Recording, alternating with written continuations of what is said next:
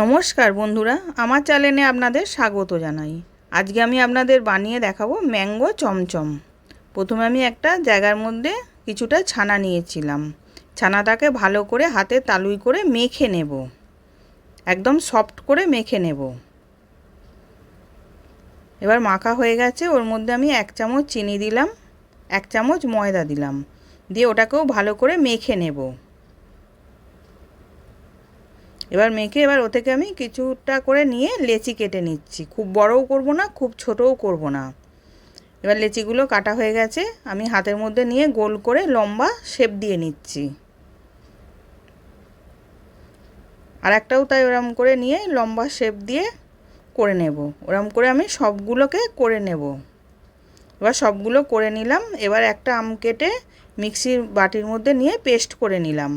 এবার পেস্ট করে রেখে দিয়েছি। এবার কড়ার মধ্যে 1 বাটি চিনি দিলাম আর 2 বাটি জল দিয়ে দিলাম, দিয়ে আমি চিনির রসটাকে বানিয়ে নেব। এবার ওর মধ্যে আমি 1 চামচ আমের পেস্টটা দিয়ে দিলাম, ওটাকে দিয়ে ভালো করে মিশিয়ে নিচ্ছি। এবার আমি ফুড কালার দিচ্ছি, অরেঞ্জ 2 ফোঁটা দিয়ে দিলাম, দিয়ে ওটাকেও ভালো করে মিশিয়ে নিচ্ছি।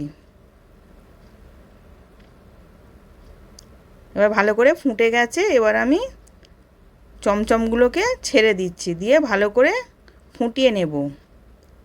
20 মিনিট আমি টকবক করে ফুটিয়ে নেব।